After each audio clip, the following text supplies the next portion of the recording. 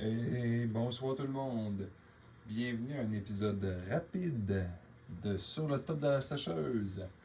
Ça devrait être un des premiers épisodes en exclusivité sur le beau monde de YouTube d'une ouverture du Secret Lair de Frank Frazetta en français. Puis comme ceux et celles qui connaissent votre célèbre Dr Jambonius et ses deux mains, pas foil. Ceux et celles encore intéressés, restez en ligne, on fait ça vite.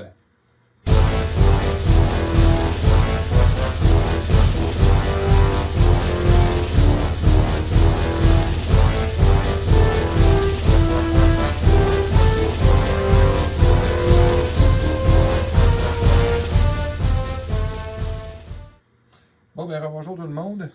Un petit épisode rapide, on passe pas une demi-heure aujourd'hui là-dessus. J'ai pas nécessairement de gros conseils d'investissement à faire. Je voulais juste vous le montrer, j'ai reçu ça. Puis évidemment, ceux et celles qui ne savaient pas, là, c'est celle-là du mois de décembre. Alias, celle-là que fort probablement qu'il n'y a plus personne qui avait d'argent pour acheter quoi que ce soit. Je l'ai acheté genre deux. Un pour garder scellé. Puis à moins que. Bon, on va checker les sauts encore à l'habitude, hein? Wouhou! Petite amélioration d'ailleurs au niveau du stand que j'ai acheté. C'est pas des nouvelles caméras. C'est juste que tout mon kit est mieux placé. Comme ça, vous allez pouvoir profiter de la qualité des cartes un peu plus. Ensuite. Qui était Frank Frazetta? Ben, pour de vrai, je suis quasiment un petit peu triste de dire que moi, je ne le savais pas vraiment pas avant de commander. Mais avant que le jeu Sorcery soit annoncé, pour vrai, je ne le savais pas.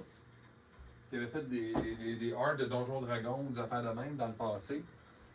Fort probablement que j'en ai déjà eu parce que je jouais à ce genre de jeu-là dans le temps, puis je l'ai sûrement déjà vu.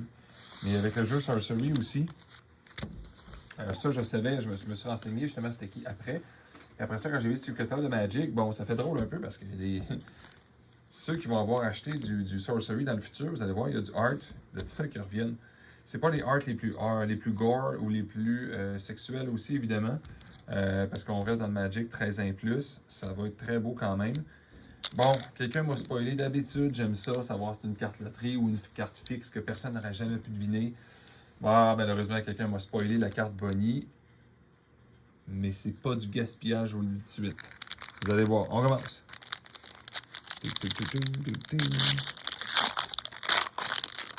Je vais essayer de vous montrer le plus de détails possible. On va essayer de déterminer où est-ce que ça a été fait. Notre ami ici, Phil Marshall, pas de surprise évidemment, ça c'était déjà annoncé de toute façon.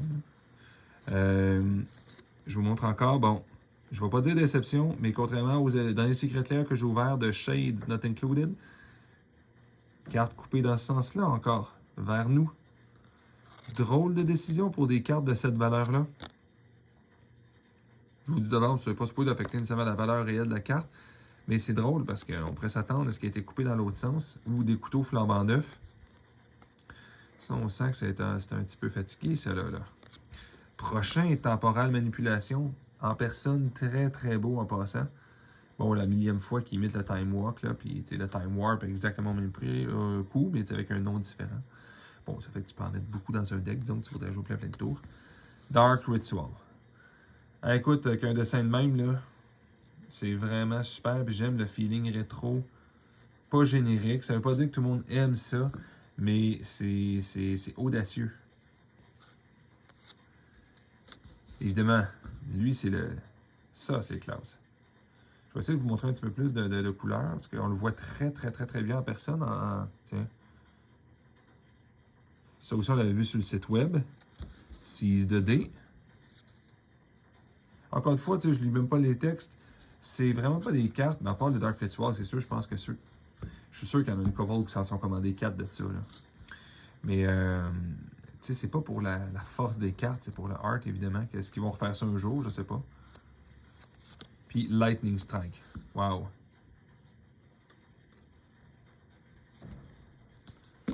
Bon, on wrap ça.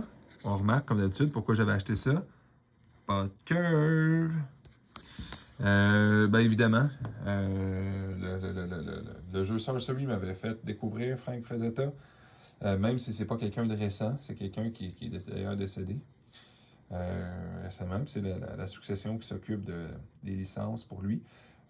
Ça aussi, ceux qui sont fâchés un petit peu par rapport à ça, inquiétez-vous pas, entre guillemets, les gens de Sorcery n'avaient pas acheté une exclusivité, fait qu'il n'y a pas d'illégalité là-dedans. Tout le monde peut acheter une licence on va dire de Frank, puis d'utiliser son art. Je pense pas de toute façon qu'il utilisait c'est même mieux de même. Comme ça, on peut revoir des dessins à travers des jeux différents. Ça donne un feeling intéressant pour ça. En tout cas, c'est tout pour ce soir. Prochaine fois, restez en ligne ou restez à l'affût. J'ai fait un test.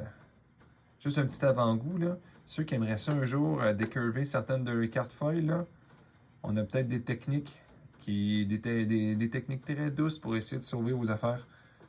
Surveillez ça, cette annonce-là. Bonne soirée, bonne journée, bon travail, bon week-end. N'importe quand vous écoutez ça. Laissez-moi un petit commentaire en dessous. Des fois, c'est toujours apprécié. C'est super drôle. Merci et bonne soirée.